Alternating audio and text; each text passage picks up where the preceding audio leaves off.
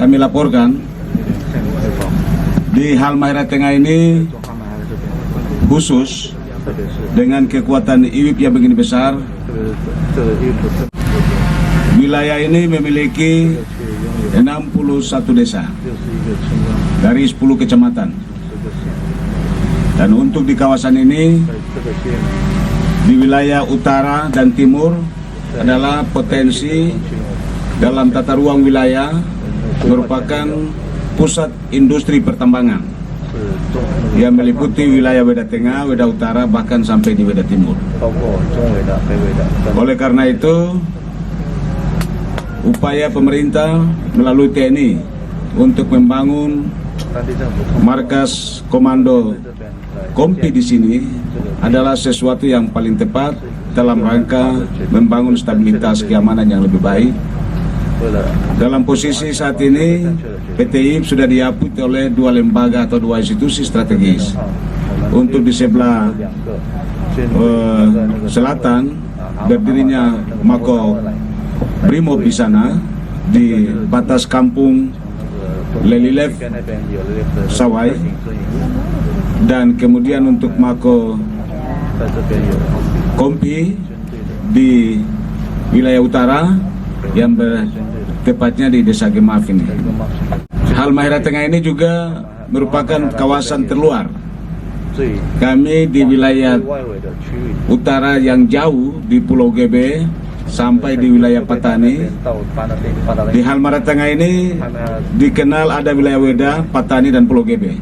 Nah, Patani dan Pulau GB ini yang berbatasan langsung dengan wilayah terluar, yaitu dengan Pulau.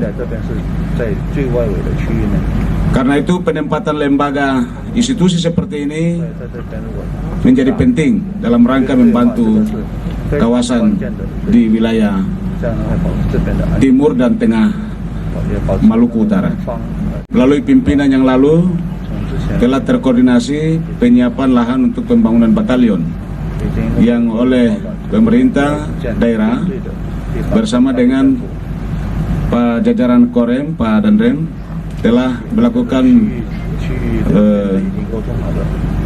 survei lokasi yang diminta oleh Kodam adalah sebesar 50 hektar untuk pembangunan Mako Batalion. Nah, karena itu mungkin dalam perjalanan ini ada petunjuk dari staf kami, lokasinya bersama Pak Dandim, lokusnya sudah ada, tinggal penyelesaian. Nah, penyelesaian ini ada 2 hal yang telah kami lakukan melalui pemetaan dan pendataan terhadap pemilik lahan. Komandan Pak Panglima, tenaga kerja asing di sini kurang lebih hampir 3.000 orang, 2.800 yang data yang kami terima dari Dinas Tenaga Kerja. Dan kami mendapatkan kontribusi dari tenaga asing yang izin menggunakan tenaga kerja asing itu sebesar tahun kemarin 27 miliar, dan diperkirakan tahun ini 55 miliar. Jadi bagi kami, tenaga kerja asing dan tenaga kerja di seluruh Indonesia ini bagi kami adalah sesuatu yang biasa. Indonesia ini sudah ada filter, ada ideologi Pancasila, ada perangkat seperti lembaga TNI dan polisi yang datang di sini semuanya sudah melalui filter.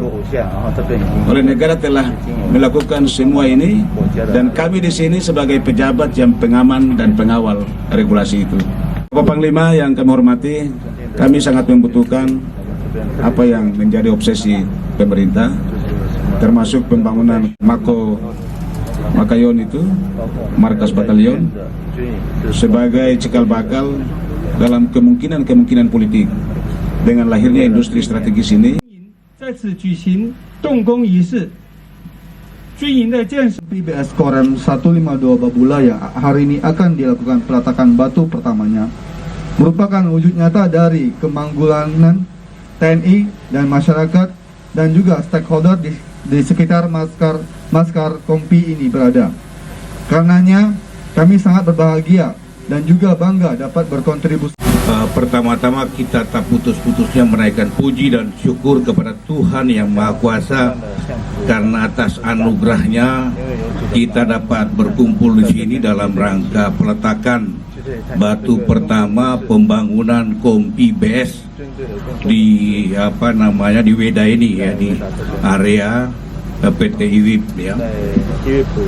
Saya perlu sampaikan bahwa kenapa kita perlu membangun Kompi di sini ya, satuan TNI dan nanti sama-sama dengan satuan polisi ya, karena sesuai dengan petunjuk dan penyampaian dari pemerintah pusat ya, bahwa dari 9 objek vital nasional, 2 diantaranya di Maluku Utara, satunya di Harita dan satunya lagi di tempatnya Pak Bupati ya, di IWIP sini ya. Biasanya Pak Edi, tempat atau daerah yang dia punya sumber alam yang kaya itu Pak, justru banyak di tempat itu masyarakat tidak banyak yang kaya. Masyarakat banyak ribut ya. Masyarakat banyak terbelakang. Itu Pak Edi dengan yang tadi saya bilang, beliau punya kemampuan, punya kemauan yang keras dan orangnya terkenal keras ya. Saya tahu itu ya. Ini jangan sampai terjadi di sini Pak. Justru kita, Pak Edi tadi bilang bahwa memanfaatkan tenaga asing. Kalau beliau bilang tadi doanya, saya bilang sama Pak Kevin dan Pak Yudi, mudah-mudahan nanti itu lama-lama orang kita gitu. Artinya walaupun mungkin ada tetap aja tenaga asing tetap ada Pak, biar Pak Edi punya doa tetap banyak di sini.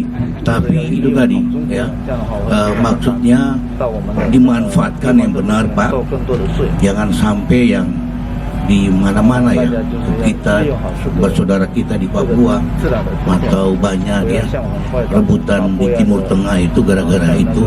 Di Venezuela yang begitu kaya minyak ya Pak Yudi, negaranya biasa-biasa saja, tapi bagaimana Pak Edi mengelola ini, Pak Wakil Bupati mengelola ini, jangan sampai karena itu tadi ya, belum apa-apa sudah ribut memanut tadi kemarin di Harita menyampaikan bahwa orang protes dimanfaatkan ya, bukan murni masalah lingkungan hidup.